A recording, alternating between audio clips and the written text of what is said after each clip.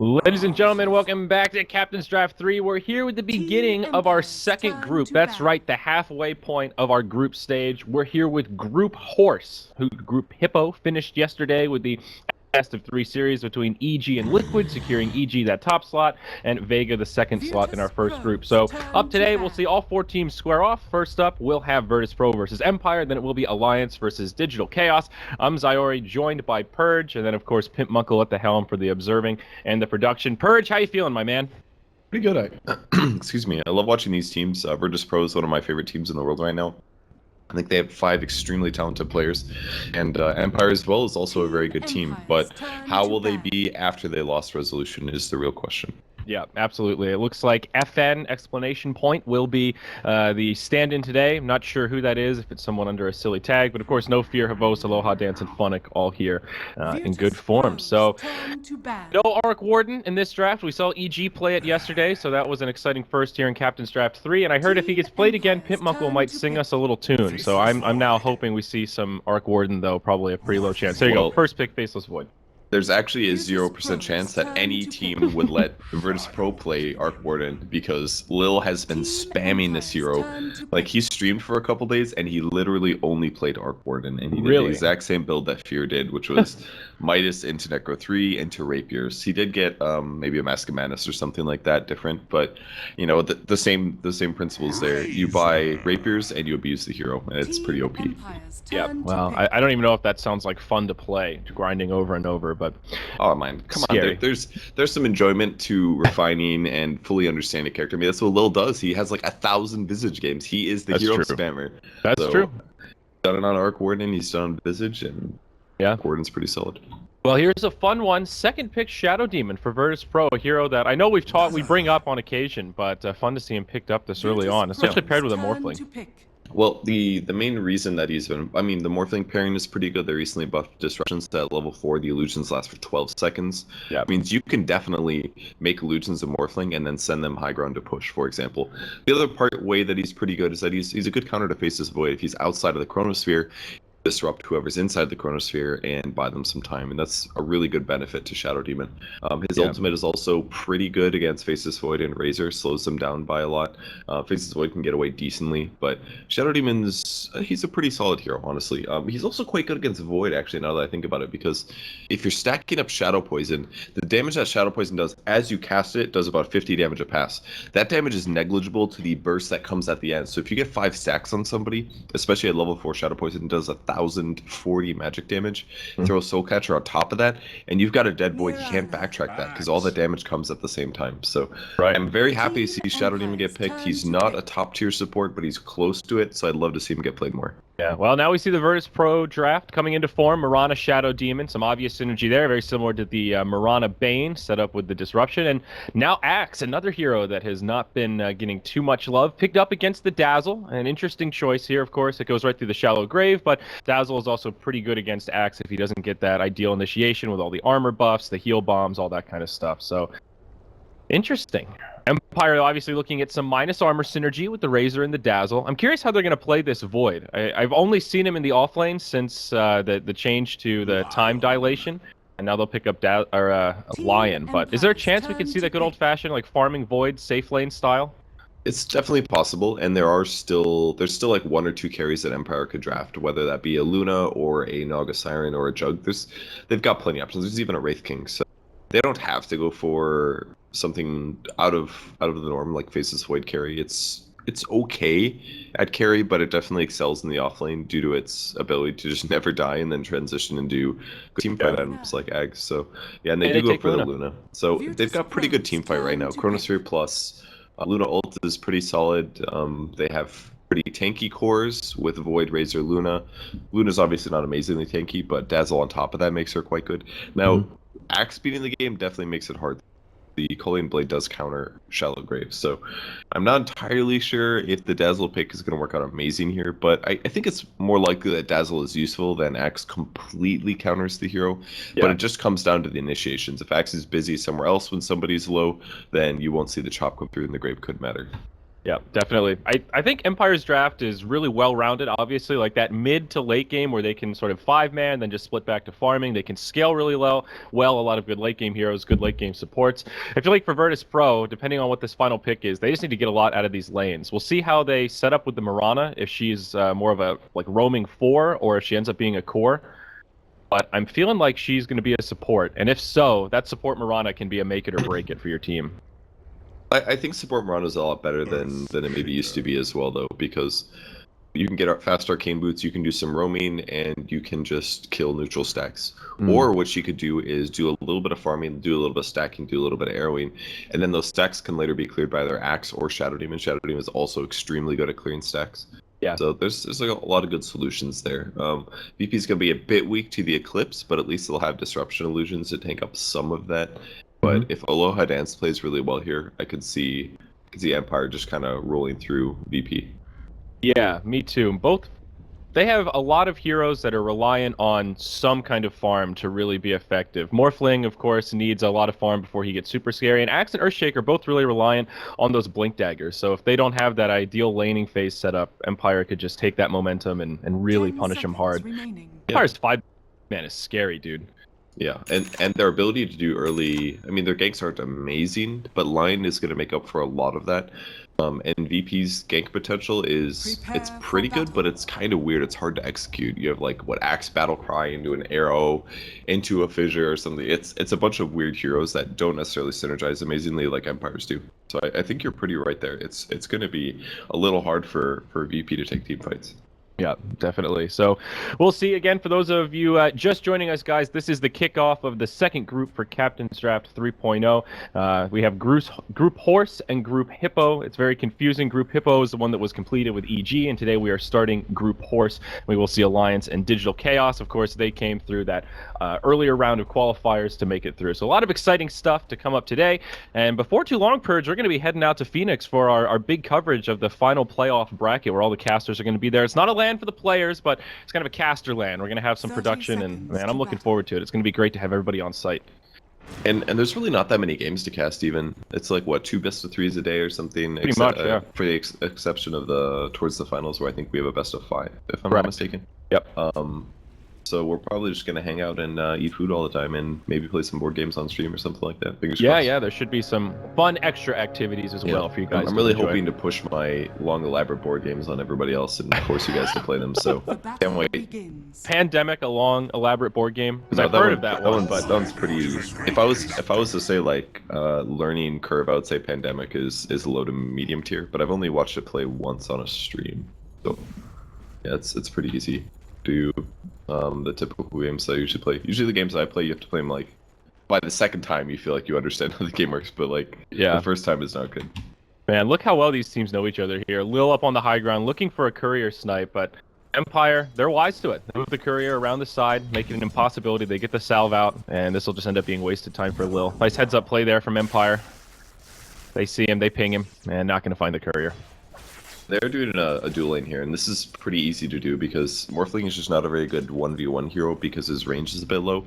He's got pretty good base damage and all, but it's just not always the best thing. Plus, he will get static link, so he has to play very careful here.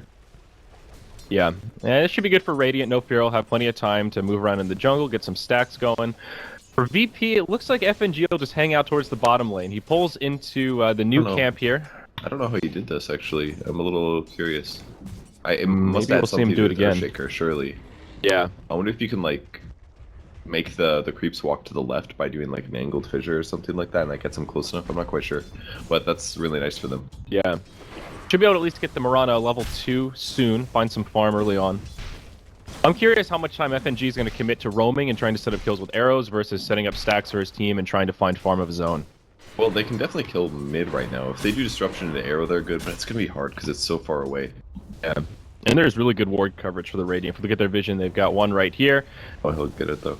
And they're pinging it out like crazy. They want to come for the defense. Arrow gets launched. No fear. Won't get caught, but he will defend his ward, at least for now. This is going to be tough because FNG's got 3 minutes to do this, but he's going to have to walk on their high ground to the left side to kill that ward and seal the get it. Yeah. Looks like Phobos might come with him here. Bounty Rune picked up by FNG, and Lil gets a haste up top. He's just headed into the mid lane. They might try to set something up onto the Razor. Courier poking through, but nope, Lil's just going to hide in the tree line. Not going to rush it. So a little bit of side pull here by Avos, but I think this is pretty good for Silent. I mean, he should be able to spin on all this stuff. He's going to do a lot of damage to Avos right now. Man. Never mind, one spin. Yep, still time walk away. Gets that backtrack now in the mid lane. Looks like Arrow did connect onto Razor. Could this be a first blood? Shallow Grave comes out. That'll buy him some time. Shadow Poison's on. Grave about to expire. This should be a kill. He's dead. Lil gets the first blood and the bonus gold to go with it. It was only level 1 poison, but getting 3 stacks this early does so much. So nicely done. I think it was about 60 damage actually. It's not amazing, but he's going to do another stack here on the medium camp. He should be able to do a double stack here. Attack the medium camp and then do a Shadow Poison to the other one. And double stacking on Shadow Demon is just amazing because it's just going to accelerate you so much. He'll get level 3 now if he can, and then he'll come back and probably clear these camps out. Yeah, that's incredible. Now FNG can get all this yummy experience as well if he's just nearby. He's dinged level 2. They pop a smoke right after the stacks. It appears they just want to rotate mid again and continue pressuring this Razor. Dazzle's Grave is only level 1. It's still on cooldown for 15 seconds, so they have a small window here. It's like they won't be able to capitalize on that. Dazzle rotating out of the lane. This could be the opening. Yeah, the logo now as the Razor's in. The arrows might not hit though. There it comes. Pretty far. Oh, just missed. Barely misses. It shaves some hairs off his back, but Razor lives. There you go. That's a hard loss for VP there. I think that was a guaranteed kill. It just, the arrow slightly off there. That might have been a matter of like centimeters on his screen or something. Like, I can't believe he missed that. That looked like it was going to hit. It was a slightly more difficult arrow to connect with, from pretty far away, but... Alright, how are these other lanes doing? Let's see. Phobos in the bottom lane, only level 2 on the Shaker, 5 last hits. It's kind of slow going for him, but hasn't died. Meanwhile, on the safe lane, Silent is having a great time against Phobos. 30 last hits compared to the 11 of the Void. Hard for him to find a kill because of the time walk changes, but still, I think Silent is pretty happy just getting all this early farm. Tranquil Boots, Ring of Health already in the inventory, also level 6, and you can see how much he's pressuring Havost here. Not afraid to just dive that tier 1 tower and this Void feel a little intimidated. Yeah, it's a much easier lane for Axe here because he has so much more harass potential. Like, Havos is doing fine by being able to counter the damage that's being done to him. It doesn't mean that he can fully last hit. He can't consistently just trade hits and take that damage. Time Walk's only up cooldown so often. And, Phobos getting dove down bottom. Stun connects from Funnick, and this should be an easy kill. Can't even get off the Fissure. Luna will get one up on the scoreboard. And that will level it out 1-1. And they might be able to take the tower from that one, actually. The sports are rotating over, but might not be here in time. Yeah, one of the great things about Luna in this early game, that extra damage from the aura makes pushing these towers so easy. They'll force out the glyph, TP coming in, see if they can secure or deny it. Certainly in range. Aloha Dance going in for the last hit. Fissure arrow connects onto Funnick. It's a 4-second stun. The tower goes down to the Radiant. They can't get the deny. Funnick gets stun off, but it's just going to buy him a little bit of time. Trying to make space for his Luna to get away, and she will. Funnick in no man's land tries to TP home. They've got the damage, and Lil once again secures the kill. A little bit less than ideal for VP. They missed the deny on the tower, unfortunately, but they do get a kill out of it. I'm a little curious about this. No Talisman on Shadow Demon. He is buying Veil. I've never thought about this before, but I mean, if you stack, like I said, 5 Shadow Poisons at level 4, it does 1,000 magic damage. If you Veil and Soul Catcher that kills like anybody. Now, most of the time, oh, they never dewarded this. Now, most of the time, you're not actually going to get 5 stacks, but even doing like 4 stacks is about 500 damage. So putting a Veil on top of that could really do a lot of damage, and it's going to amp up the rest of the team's damage. Yeah, exactly. Earthshakers, Maranas. One of these teams where you don't look at it and go, oh my god, the magic damage, but every hero's got some kind of magic damage they can put out between Arrow, Fissure, even just Waveform from the Morphling. It all adds up when you're talking about the buff that Veil gives, so it's a very interesting item choice. I'm excited. Veil is just such a good item right now for the cost of it. Like, in some cases, you could even argue for buying a Veil and not even using the active, because it gives you armor, it gives you HP regen, it gives you a ton of stats, it gives you 18 int.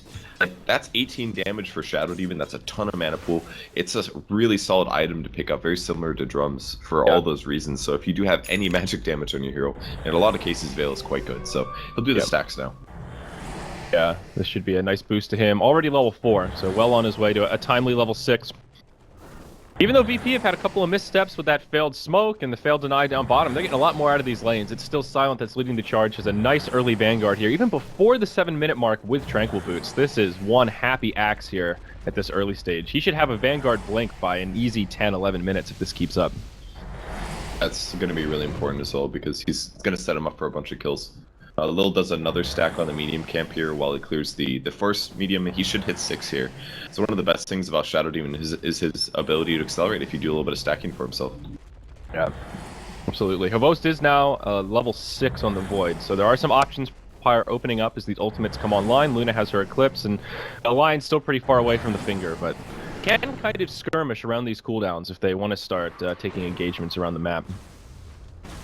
Well, they definitely need to get some kills. They did get the tier 1 tower, but it got denied. That's really going to limit their ability to snowball as a 5-man lineup. They are still farming decently, but it was not denied actually. They got the kill. Oh, really? Okay. I'm sorry. I thought for sure they were going to get the deny there. Yeah, they should have, but quite. Luna going for Helm of the Dominator, pretty standard. Do a lot of stacking with that. It's a little scary though against an Axe. Axe could steal that. That's true. Especially with the Vanguard build. It's also nice to just get the Alpha Wolf nice and early, so you get the stacking auras and that extra damage for your team once you start to group up. Nice synergy there. G having a little trouble finding some roam here. He's extremely under-leveled at this point at level 8 or level 3 at 8 minutes. He's really poor too. I mean, both him and Dazzle playing that hard 5, but 600 net worth. I mean, he's not even close to boots. Just to get a free tower here by himself. I like that FNG's in the area though. Yeah, just to try to zone out Havost here. TP coming in. It does get denied by Havost. Very nice. Arrow misses. All from Axe. Buys him a little bit of space. And they will continue to pursue. There is a chrono available for the Void. Havost playing this defensively. They're anticipating some rotations on the way as they are blind around the map. A lot of darkness and a lot of missing heroes from VP. So they will play it safe and just back up. There's just no way they get that kill, honestly. Like, he's got a Vanguard at 8 minutes. Like, that does so much. Uh-oh, now we have to set up the other way. Disruption. Shadow Poison starting to stack up. FN's in a lot of trouble here. Silent doing huge damage. It's an easy kill. It's actually Lil that gets the last hit again, and that'll be a killing spree for the Shadow Demon already. Catcher's so good. 20% extra pure damage. His Veil is now up now. So, and he's about to hit 7 because they'll probably kill the stack here. So he'll be 7. This is insane. Yeah. This is like a position 3 Shadow Demon at this point. I mean, the Earthshaker's not farming that well. He's just leeching in the offlane. I feel like the Shadow Demon is... I can't believe how much farm he's gotten already. Yeah, this hero is really fun, man. That's why I like him. Like, you really can accelerate rapidly. Oh, here we go down bottom. Phobos, he's got the fissure, showing us how to do this pull camp here, although he doesn't aggro the creeps. That was not the best one to catch on camera. Sorry, Phobos. So it seems like you can trick the creeps to walk left more so than usual, and then you can get the pull to come over. You might need a ranged hero to do it, though, or you just have to fissure a little bit earlier. Yeah, you see the concept. That is pretty neat. Yeah, that's a neat little trick, though. It's not extremely valuable, though, in a lot of cases. If you stack the large camp, it'd be great, but a single large camp is usually just going to trade the creeps and kill the neutral creep and not kill many of the lane creeps. So it's okay. I don't think it was really that worth it for FNG to do it. It was good because it messed up the creep equilibrium, but it didn't actually get them that much more farm. He could have just arrowed the large creep and gotten the golden experience, you know? Yeah, but if you stack it first and then do that pull, then it's amazing because you're going to keep denying full waves to the enemy carry. That's amazing.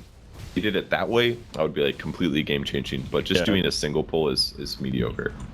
Well, Axe has his Blink Dagger now, level 11 at the 10.5-minute mark with Vanguard Blink. This is scary. I mean, he can pretty much set up a kill on anyone right now. Nobody on Empire is tanky enough to survive a full rotation if he has anybody with him. I guess Razor is one of the beefiest, and he was just easily killed up top, so we'll see. Yeah, a couple spins, Soulcatcher. I mean, you're going to do a lot of damage there. Does 200 physical in an AoE, and right now most people don't have more than 1,000 HP, so calls are going to be huge.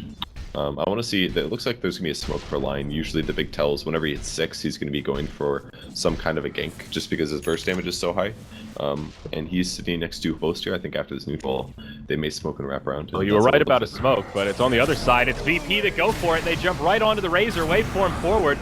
Lil showing off that Veil. A Chronosphere comes out. They might be able to turn this around, but where's the damage? Everyone on VP so healthy. Grave doesn't save the Razor. His Axe just cuts right through it. Now Fissure from Phobos breaks up the fight. arrow will be off the mark, but they go right in onto Funnick. Another dunk for Silent. It's a double kill, and they're not done yet. Disruption sets up onto Havos. He'll time walk away, but now he's got no out, and they're still in hot pursuit. A lot of mana here. He'll have another time walk. Forgot about how low that cooldown is now. Fissure connects. Arrow as well. They've got the damage. It's 3-0. And VP come out big in the mid lane. Great smoke timing there. Lion didn't even get to use his finger. It worked out quite nice. They kind of wasted their Earth Spike as well, the Chronosphere, and it stacked a little bit. But if they could have done the Chronosphere into a 3-man stun. Top. Oh, Aloha Dance. He just sets it up. P coming in, pops his ult. Axe is like, shit, what do I do now? That was smart play from Aloha Dance. That's just a freebie. He's got to be happy with that one. He's got 92 CS now and 2 kills. He's number 1 on net worth all of a sudden. Of all the targets to kill, that's the Axe. That's the big scary guy that they've been afraid of. That was a 700 gold bounty.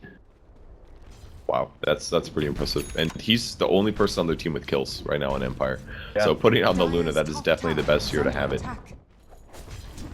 Very nice. The Yasha on the way for him. And pretty darn close to it, too. It's like Razor will just do a bit of farming here as he cuts the creep wave. And they get the last hit, so Luna gets a double kill basically, or 2 kills now, and now a tower. In mid to farm. Oh, this is a gank kick for them. Yep, hit on the Phobos. Hex comes in after the first lunar beam, and yeah, Finger makes that an easy one. Funnick will just take the kill. Arrow hits on Aloha Dance. Is there any follow-up? Nope, just FNG. He'll throw in a couple of arrows, and they just kind of tickle the Luna with 18 armor right now. Radiant structures are fortified. She's pretty tanky here. Is that her Yasha finished? Yep. She's got Yasha, Treads, Aquila Wand, and a Helm of the Dominator. She's actually by far the most farmed hero in the game. It's going to take a while for Morphling to catch up, but that's kind of the nature of how Morphling works. He's not a super accelerant carry in the early game.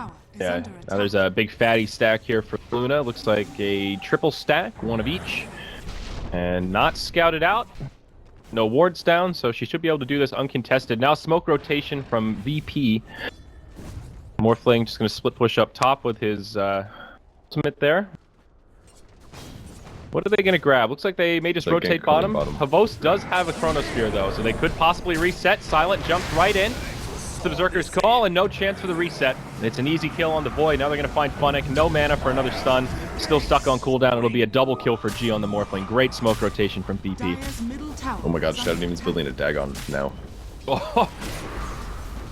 I was like, okay, 4 staff, going back to normal items. Nope, he's all in on the Dagon, which just makes me a little confused about his skill build, because it looks like he is maxing out Disruption second.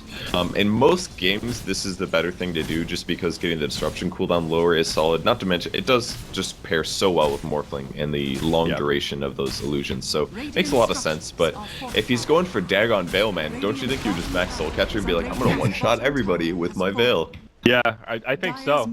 This is such an interesting Shadow Demon build. I have never seen this. I can definitively say Brown Boots, Veil, Dagon. Such a 15 minutes in, getting close to having all 3. It's the Dagon is something that has existed. I've seen it happen for Shadow Demons because you're like, oh, I can damage Ambo with Soul Catcher. It makes sense. But putting the Veil with it, it makes it so much more sense because it's amping the magic damage that you already have with Shadow Poison. It's just, it's really synergistic. It looks great. I mean, you look at a hero like Luna now with 1,000 HP. Shadow Demon can almost solo her full to 0. If there's just one hero nearby to connect with a stun, any follow-up damage, that's an easy kill on almost any target. Shadow Demon is a carry that actually, or sorry, a support that actually can solo kill a lot of carries. Yeah, I'm not even kidding. Like, just Disruption alone, if you're making illusions of an agility hero, and then you're slowing him, and you're amping the damage he takes, like, you're gonna get wrecked by your own illusions. Like, Shadow Demon in late game with the Nags can solo kill almost any agility carry, assuming they don't have an escape of some kind, or they can't TP after the Disruption. So, it's dangerous. This is risky for VP. They're committed to the Roche pit here. Roche still reasonably healthy at about 30 HP. Empire on their way in, but they'll use the Mirana ultimate. Moonlight Shadow to disengage and reset.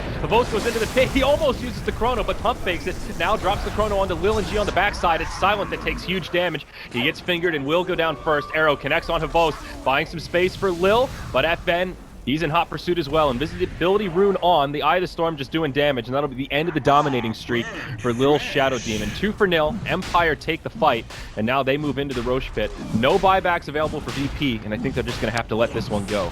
Arrow. I think VP just should have backed from that. Like, the only way they won that fight, I think, is if they got a Axe call as the Earthshaker walked in and did an Echo Slam. Like, as soon as Axe got segmented, he was in trouble. Oh, wow. They wanted the Aegis steal. Now they're going to commit to this. FNG mistimes it. He jumps into the pit. No escape after that. He'll fall. G, morphing strength, trying to get away. I think he might live here. Phobos has a fissure up in 1. He also has an Echo. No mana for it now, but he's got the Soul Ring. There it is. Connects on 3. Is there any follow-up damage? No. Phobos does everything he can. Just barely lives. The disruption still keeps him alive. Now Silent rejoins the party. Out comes the Berserker's call. Damage starting to add up, but they're going to turn it around onto Silent. G just isn't there for the follow-up damage. Silent's getting low. The end of the Aegis. The Luna just can't take the heat, and she will end up falling. Now G gets caught. He'll be the next one to fall, but it's Silent with a return kill. Slam dunk to finish off the post on the Faceless Void. And G going back in. This is one war of attrition here as both sides continue to poke each other. It's Ring around the Rosie in the fog of war around the trees here. Now Aloha Dance caught again. Fissure into Berserker's call. They catch him. Killing spree down as Axe gets another kill. Maybe they'll find No Fear Arrow. Not going to be on the mark this time, but only limited space for the Dazzle here. He's got a shallow grave, but Axe is ready with the ultimate and just chops his head off. Triple kill now for Silent. And after all that, I think it's Virtus.Pro that comes out with the advantage as they do cut off the Aegis and kill the Luna. It's basically the only way they win team fights. Once I saw the dunk, I was like, I don't think this is going to be good because that dunk did almost no damage, but they kept the Earthshaker alive as he was retreating with a nice disruption, and they just worked everybody down slowly with waveforms and arrows and shadow poisons, and especially the Culling Blades. Once he got the Culling Blade off on the Void, everything changed in that fight because the survivability for Empire's heroes went down drastically. So really nicely played there by Axe. He's got a Crimson Guard finished at 18 minutes, and he's got 1,400 gold on the board. Silent's playing amazing. Yeah, I feel like Virtus.Pro also did a really good job in that fight, just managing their cooldowns. They have a lot of these 8 to 12 second range cooldowns. Like you've got Arrow, you've got Fissure that aren't super spammable in team fights, but it seemed like as soon as whoever they were individually didn't have their spells available, they just back up, run in the fog, hide in the towers, they come back and reset, and over the period of time, they just had the improved sustainability. It was really an impressive fight to watch, honestly. And yeah, Silent really was the big breadwinner. Now he's Crimson Guard, he's working on an Aghanims point booster already up. I'm assuming it's an Aghanims, though. It'd be like an Octarine core or something. Is Ags the obvious item? On the Ags? Yeah, probably Ags. Octarine, it just doesn't. Octarine sounds like it might be okay on Axe in all reality, but definitely probably more likely Ags. It's just so expensive is the other issue. It's like, 6,000 gold. You could get Ags for 4,100 and it gives you about the same survivability. It's not worth getting the Octarine, but the item could have some merits hypothetically in a crazy game. Here it is. Here it is, Purge. Level 1 Dagon up on Lil. Woohoo. So still has level 1 slow capture, but yeah, if you drop all of your stat items, you regen faster in the function. Yeah, I know. So. It's just funny. Like I got the Dagon, and now I'm gonna throw it on the ground. All right. But just as that comes out, BKB is up for the Razor. That's his first big item. So FN not particularly farmed right now. Lincoln's up on G. So there goes the first big item on him. Can stop a Hex, a Loosened Beam, a Static Link, a lot of good things, and some good mana regen coming with that. Even to the point where he can help in team fights a bit more. Luna's still clearly way more farm though, and she picks up a Manta style here. Yeah, she's farming really fast. The Ancients have definitely made a difference. We've seen Aloha Dance just constantly in this part of the map, whether it's a single stack or clearing them out for now. They've managed the map very well. They've also got a Vlad's now, so some extra lifesteal for Aloha Dance and just that extra little bit of survivability with more armor, more damage. Are itemizing pretty well here, I think, to deal with what BP have brought out. Funnick also has a Blink Dagger. We didn't mention that, but pretty good timing for Lion this game. Yeah, it's not terrible considering that they were pretty far ahead in terms of behind in terms of kills for the game. I think he's had it for at least a minute or two, so not too shabby. If they could initiate, it would be really good for Empire, especially because they could initiate with Hex on one and Chronosphere a group of others. This game is really leveled out, though. Division. Yeah, it's completely even in terms of farm right now. It's going to be even for a long time, I think. FNG does have Arcane Boots up, so he'll be spamming more arrows and spells. He doesn't necessarily feel very safe to go fight just yet. That's due to the strong teamfight ultimates that Empire has. They have to get some good ganks off, and because they're lacking disables, it's harder to get those fights. Because if you go to try to kill a Faceless Void, the only really good disable you have is Call into Arrow, and if you don't land those, he's going to turn things around on you. So it's really hard for VP to take fights. Yeah, mid lane. Could see something break out here. Vos, he's the one that jumps in. Chronosphere deployed onto Lil. Moonlight Shadow's used, and doesn't look like there's too much follow-up we here. still cast it. Ooh, Sentry comes down for the Radiant, and now they're going to continue on to Lil. They've got a lot of damage to follow up. Finger comes out, they get the kill, but now the slam dunk. They get a kill onto the Void as well as the line. Aloha Dance counter-initiates now with the Eclipse, but he's already lost so many teammates. Silence just racking him up. He's already killed 3, and he's setting up for more. No fear on the ride. He'll die without a shallow grave. Nice Manta from Aloha Dance, but still gets caught by the Berserker's Call. He's locked in. The dunk actually going to come just a bit too early, but it matters not. 1 for 5, a full team wipe as all of Empire are on the deck. Really nice dunk there by DK Phobos. That turns things around completely there. Small mistake from Lil there. He tried to disrupt because he knew that the Chronosphere was coming, but he was a little bit late, and then he didn't cancel his cast there. And I think he should have just walked out instead of disrupting himself. Slight mistake from him there. But yeah, either way, it completely got turned around due to the dunk and the great plays from Axe. He just got every single dunk there. Yeah. Was that actually the Blink Dagger reveal for him? For a shake, I believe so, yes. Yeah, so that was part of the positioning there for Empire. They didn't know that he had it quite at that timing, but that's like the dream way to reveal an item like that, set up a huge team fight. And just as we were commenting how even this game was, VP now has the biggest net worth and XP lead we've seen so far in the match. So that was definitely a nice, so like a 5k swing of momentum. Pretty significant. Yeah, now Morphling and Axe are about equally as farmed as the Luna is, so pretty scary for Luna now.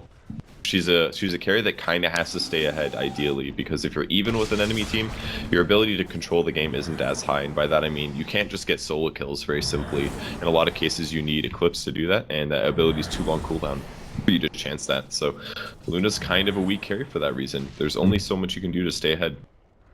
Yeah, absolutely. EKB for her, getting pretty close. She's got the Mithril Hammer, basically just a recipe away. I think that's potentially game-changing item, though. It didn't really seem to matter for the Razor in that fight. He didn't even use it, actually. He's still on his 10-second BKB.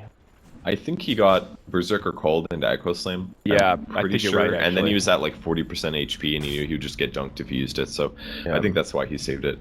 Sure. Actually, thinking about it, you're right. He was right in the front when that dunk happened. But I guess more just a case that BKB is not the end-all be-all against this VP lineup. They have so many ways to just catch you unaware before you can even use your items like that. Now smoke from VP. 4 heroes crossing the mid lane here. Up top, G is just hanging out. See who they find. Vos hiding behind the tier 2 tower. Right now, Empire are just in a very defensive posture. And it doesn't look like VP is going to be able to find much. Even up top, Funnick just hiding in the tree line, and they won't bump into him, but here we go. Oh no, they accidentally stacked their disables. Oh my, but an arrow still connects. They should be able to find this. The trade comes out just in time. Beautiful ult from Havos, and now it gets set up to isolate DK Phobos. They do trade the Luna for it, but she channels most of her ultimate, and that will make it a 2-for-1 advantage going the way of Empire. An awkward angle to initiate, an obvious misplay there from VP. Fortunate to have the disruption come out right as Silent was trying to use that Berserker's Call. Yeah, they stacked their disables there. I mean, if they just did Berserker's Call and killed them, it's great, but when you're playing aggressive like that and you buy your opponents 2.5 seconds to show up, then that might be enough time for them to turn things around, and the Chronosphere might not have come before Luna died otherwise. So, moderately big communication mistake there. It still was okay for them considering they traded a Luna for a support and an underfarmed offlane. Yep. And they're going to steal an Ancient stack here. G's going to grab that. And the rest of VP will just continue pressuring the tier 2 in the top lane here. And they're going to capitalize on this situation just to get some extra gold going their way. Axe will actually get the last hit on the tower. He does, by the way, have the Aghanims completed. He picked it up before that last fight. We'll see what he grabs next. Now the E-Blade up on the Morphling. So this is when he starts to transition from, okay, he can participate, to he is damn scary. And he can start finding solo kills on the weaker supports. And the important part is they have a Shadow Demon who's already going to be doing Soul Catcher and who already has a Veil. So the E-Blade does even more damage than normal. So much synergy. And now the Morphling is going to amp Shadow Demon's damage as well because he's got a Dagon. So it's like these two heroes, they built perfectly synergistically. It's going to work out really nice. Yeah.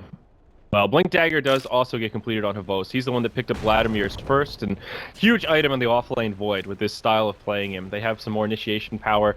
Empire will smoke. I don't know if it was intentional to leave Havos behind, but he does get left out of the smoke party. They saw the coming up in D-ward. about 5 seconds. They're going to try to fight bottom. They might get caught here. Oh, great arrow. It does miss though. Won't see them either. Now they're just going to scatter. G's going to move into the trees, but he's got a replicate down, so even if they find him here, he should be able to make it out. All right, he broke the smoke. Will he get out? Yep, there you go. Break the Lincolns. Easy peasy. Yeah, that's too hard when he's in the darkness like that, because you need to instantly initiate, and the only way to do that is maybe to like blink or spike the ground while hexing, and most players are going to be able to react in time. So Lincoln's absolutely saving his life. Yep. Easy. Aloha Dance, now the TP out. Virtus.Pro, they might be the ones to go on the aggressive. Well, they got a DD on Morphling now, so that's plus 219 damage if they do get into a fight. Oh, they catch one. Uh-oh.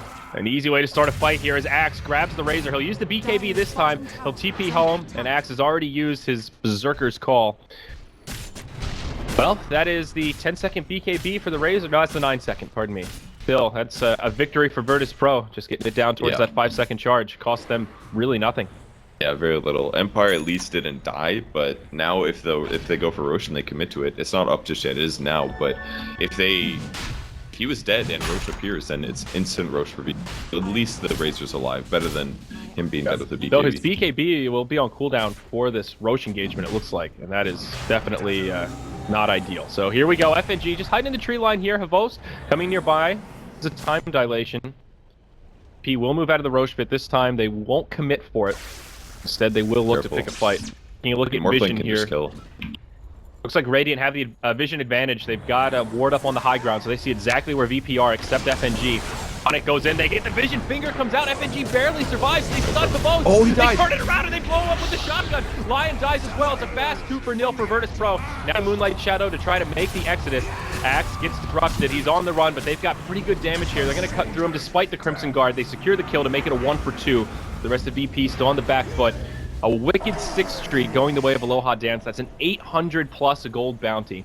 Even though it's a 2-for-1, not that bad for Empire. They do stall the Roche and buy themselves some more time on that front. Yeah, the fight almost went awful for VP, but with the Dagon and the Soul Catcher and the Veil, in the E-Blade, they just bursted down the Void in a very small amount of stun duration. They just killed him. It was very close. Ability rune onto Phobos, but there's a sentry on the high ground. He almost walked into the range. Wow, that could have been a disaster the other way. Okay. I think overall that's going to be very good for VP, though. I mean, all their important cores are still alive. Yeah, Axe died, but he doesn't really care if he dies once in a while. When he's this farmed already, he's more or less set for almost all the game. Yeah, Morphling's going to go top and farm. They can still hang out by the Roche area, and when everybody's alive, they'll probably try to fight again, because they're not going to have to worry about Eclipse, and that is a huge amount of damage coming from Empire. Yeah, finger on cooldown for another 25 seconds. Lions also picked up a gem. They hang on to it through that fight, but some extra incentive perhaps for Virtus.Pro if they can find a good fight here. So Axe responds, TPs to the tier 2 right away. Still 4 heroes grouped up around the Roche pit with a replicate nearby. So one of the great things about Morphling at this stage in the game, he can split push out lanes and then linger nearby to quickly join team fights. Kind of that like mini Spectre syndrome where you can be in 2 places at once. And now he's just hard to deal with. He's got 3,300 gold. We'll see what he grabs next. Probably Butterfly or Scotty, perhaps. Yeah, Scotty is kind of what I was thinking, but something carry-oriented. Probably not a BK. Probably not. I think Butterfly would be pretty good too, though, because it's going to pretty much heavily mitigate what Razor does in terms of damage Void and Luna as well. All right, things slowing down a little bit. No fear, walking into the Roche pit here. Sees that it's clear.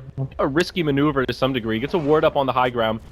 And right away, FNG's there. They see it. He puts down a sentry, and that's a dead ward. Nicely done there. Sal from Mirana as well. They could maybe Roche. They know Dazzle won't be there. But it looks like they're going to play it safe. Yeah, Axe is very close to his BKB, just about 150 gold off, so he'll finish off this Ancient stack, and that last Dragon will give him gold. That's 2 BKBs, so we were wrong about the Morphling, but double 10-second magic immunity. Also, Lil has an Aether Lens, so even more range on all of the spell casting that we've been ogling for the past half hour here, Purge. These teams are ready to fight. Roche is up. Boast blinks into the pit, sees that nobody's there, and they look to reset. Now it's a smoke used, double damage on G as well. This is a great potential opening. VP. It's almost gone though. He also bought something. What does he get? He gets a BKB. Okay, yeah, he's just gonna play it safe. He doesn't have to worry about Eclipse damage now or Finger of Death. So now he can just play super low agi or super low strength, that is, and more or less guarantee that he doesn't die in team fights. He just went for the safe play. It's not going to accelerate him as fast, but winning team fights will definitely accelerate him.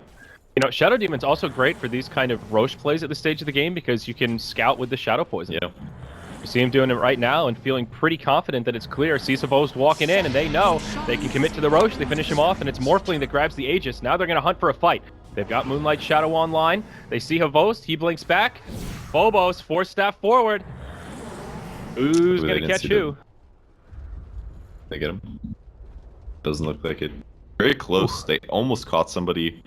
They didn't want to kill there, would have turned this into a push, but instead it's going to force VP to go back and play a little bit safe again. Push out lanes and then try to go for a high ground. Yeah, they've got plenty of time here on this Aegis, so no reason to force the issue until they have a good opening for it. It's coming on the courier. Is that Mirana's mech? Oh, it sure is. So FNG finally getting a core item here. He's been kind of notoriously poor this game, but so let him have a nice impact in these team fights aside from arrows and Moonlight Shadow. Mirana's really have been able to recover a lot better lately due to that whole arrow on neutrals thing. He's also been in a lot of fights. He's got 11 assists this game. He's only died twice. This is really making Mirana's support look effective. I don't know if this arrow is going to hit, but... Off the mark. FN will be okay for now. Disruption. If you make a disruption of an illusion, the damage it's done is based on the agility of the original carrier, not the illusions. So these illusions do about twice the damage that Luna's illusions do. More than twice, a little bit higher than twice. That's insane, actually. Yes. I thought that was a misclick at first, but wow, you're right. That is nuts. You might even disrupt Morphling here instead of Morphling illusions high ground, but they have to go back and defend. Yep. Luna's going to leave some Manta illusions behind here. It looks like Luna will go for the butterfly coming up next. Already has the evasion piece, so now her illusions a little more tanky against the right clicks at least. As our Shadow Demon's illusions of Luna are going to be. Yeah, that's a good point. That's a good way to look at it. It's still good to have. It'll limit Morphling to being able to kill her with spells, which means if she's magic immune, she doesn't have to worry about that much, but... not the perfect situation to be in as a Luna. There's so many different damage types that she has to deal with. So if you're Empire at this point, I guess you sort of look to play defensive while the Aegis is up and try to hope it expires / take a good fight once VP push. But after that, 10,000 gold deficit, and they have some map control. Do you just hold steady and wait for VP to get a little hyper aggressive, or is this a game where they need to kind of take the bull by the horns and try some aggressive smokes of their own? And they can maybe do ganks, but it's dangerous because there's a gem online. So if they lose the gem while doing an aggressive gank, they could get super behind, and they lose map control as well as losing gold advantage. So the ganks could work, but only if VP spreads out a little bit and does some split pushing. Like right now, Morphling's top, for example, or who was top. If he's top like that, maybe you gank him with 3 heroes and then get back to your base to defend. But those movements are just very dangerous to do. Because if his allies are sitting behind him, then you kind of just lose Arax. So, easier for Empire just to play it safe here. Shotgun on Aloha Dance. That'll take him down below 50% HP before this fight even starts. 2 minutes left on the Aegis. Perfect time for VP to take a fight here. And they're just going to slow siege it. They're going to chip at this tower. They'll put G on the high ground with that Aegis loud and proud. Replicate onto Silent. Won't last long. Line's such a good pick, man. His mana drain just one-shots illusions. It's countering everything they're doing. Yeah. Here we go. Set up onto G. Defensive disruption. Silent falls short on the Berserker's call. And he'll be forced to kind of retreat here. Now FN. Oh, he gets isolated though by the fissure. Havost is all by himself. Beautiful fissure to get this. The Chronosphere is done. Aloha Dance goes in. He pops the ult, but there's so many creeps nearby. The Eclipse is rendered ineffective. All 5 still alive for VP, and they've already killed Havost. Out comes the Echo Slam from DK Phobos. Gets a Luna low, sets up for the ultimate from Silent, and he will get the decapitation. Buyback now right away from the Void as well as the Luna. Tier 3 towers fallen. Barracks now exposed, but they still have a glyph. Empire can certainly still make a hold here, but remember, there's still a BKB and an Aegis on the Morphling. He didn't even use the BKB in that last fight. Ranged barracks go down here in the mid. G getting low, but he wants to die at this point. Only a minute left on the Aegis. That'll be the end of him. Great Hex, though, onto Silent as he tries to come in to buy some space for the Morphling. He comes back. BKB used right away. He goes to fight Aloha Dance. Tries to Manta dodge the shotgun. Can't quite get it, but will live through the damage. Now VP focusing on some objectives here. Poking at the barracks. The boss wants to do something, but he doesn't have the ultimate. Down for another minute. Disruption, buys Silent some time. He will fall, but they get the barracks that they came for, and now VP look to retreat. FNG TP's home, and everyone else will make it back. Dude, I just want to play Shadow Demon every game for the rest of my life now. Like, this is such a good Faces Void counter. He's getting absolutely wrecked. Like, he needs a BKB. That's the only way that Faces Void can survive against this. The Soul Catcher and the Dagon alone is going to do, like, what, 600 damage or something like that? Not to mention the Veil on top of that and anything else his teammates throw out. Like, 6 seconds is no longer enough for him to survive initiations, and it's just become a very, very hard game for Faces Void here. Yep, and we're seeing the benefits for Virtus.Pro. The gold graph getting a little out of control at this point, like a 6K net worth lead, and you can just see the difference in the inventories. Phobos closing in on an Octarine core. Lil, he's up to, what, level 3 Dagon now? Guardian Greaves, even on FNG, everybody is getting into that territory where they've got their core items and some luxury items to boot. G picks up the Orb of Venom, 5,200 gold. Yeah, there's going to be a Scotty right around the corner, and at that point, he's not unkillable, but damn hard to bring down. It'll help a lot. Right now, Morphling's damage is okay. His illusions are actually a little bit weaker than I expected them to be, but that's because he's got... Lincoln's is not a very good illusion item. It's okay, but it's not as good as Scotty, Butterfly, etc. BKB is obviously awful for illusions, so once he grabs that Scotty, his illusions are going to be way stronger. He's going to be able to kill carries a lot easier. They just won't be able to get away. Yep. Solar Crest up on Dazzle. Hey, that's something. No MKBs for VP, so could make that Luna a little more tanky. Good with Razor as well, Yeah. and also against anybody that Axe goes after. Another thing, like Axe, because Axe does largely physical damage. Yeah, definitely a good item pickup here. It'll take a little more than that. Seems like Razor, he went BKB, SNY, fairly well-rounded, and now just moving into the Assault Karas. Obviously, obvious synergy there, but I'm not sure he'll even be able to complete it before the pressure comes his way towards the base. Remember, 2 buybacks were used in that last fight for Empire, so they didn't even hold the barracks and still have their 2 big cores, Void as well as Luna, with buybacks on cooldown for 4 minutes. It's like VP may want to capitalize on this window here and pressure while they know that's the case. I mean, this is basically one team fight away from victory for Virtus.Pro at this point. Lion's the only one that has buyback for Empire. Yeah, this is pretty scary for them. VP's positioning is pretty solid as well. Illusions go high ground. Force the mana drain. Yep. Limited vision here for VP, so they will just play it safe. Happy to just chip at this tower. Around the side, Havost with some interesting positioning. He is smoked up, looking for the dream Chronosphere to initiate this, but you look at his vision and they don't see much past where Silent and G are standing. Arrow comes in, connects on the Alpha Wolf. That's actually not too shabby. Big, yeah. That's a big damage for Empire that's now mitigated. Here we Solutions go. are doing so much. Moonlight Shadow, and this is just an easy, low-risk slow siege for VP. Cost them almost nothing to do this. They use the Moonlight Shadow, and they're not even going to initiate with it. They're just going to use it kind of defensively almost. Yeah, a little bit of Dagon on the Razor there, which slowed him for 2 seconds since it was a single target ability. So, Arrow. forced us south. Okay. Well, this is just great for VP. There is a glyph for Empire. When to use it? Oh, God. Well, Lion gets caught by the shotgun. Load him up and knock him down.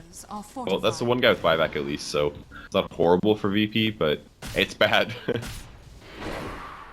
Scary part is how little that costs G. Basically just an Ethereal Blade cooldown. He can do that every 20 seconds. Even if Lion buys back, there's not too much preventing him from just doing that again. And here we go. Tier 3 tower falls. Barracks exposed. Empire need to do something soon, but it's the illusion game. You keep bringing it up, but for good reason. It's just ridiculous. Here we go. Silent goes in, grabs Aloha Dance. Follow up, not quite there, but Havost on point with a Chrono. Connects on, going for Lil, but just can't bring him down. It's Silent in the front lines that takes big damage. They trade Axe for Void, and now Empire rush out of the base. BKBs been used, they're off, and Phobos finds the opening. Catches no fear. Grave still comes out, but they isolate the Razor, and there's no way to keep him alive. Dazzle should go down as soon as the Grave expires, and he will. Meanwhile, on the other side, it's Aloha Dance and G going at it. Phobos blinks in again, and this should be the GG, and it is. Empire call it. VP take game 1 in this best of 3. Such cool synergy out of their heroes, and as a whole, they just played the map very good. Axe just went crazy in almost all the team fights. He started off with amazing farm, and he turned really good team fights. So I really feel like the players that more or less won this game for VP was Silent and Lil, basically, were the ones that did the most, and G played very reliable carry. And there was a good dunk from DK Phobos, and FNG did some pretty solid roaming while still getting farm. So pretty much everybody on VP played amazing there, and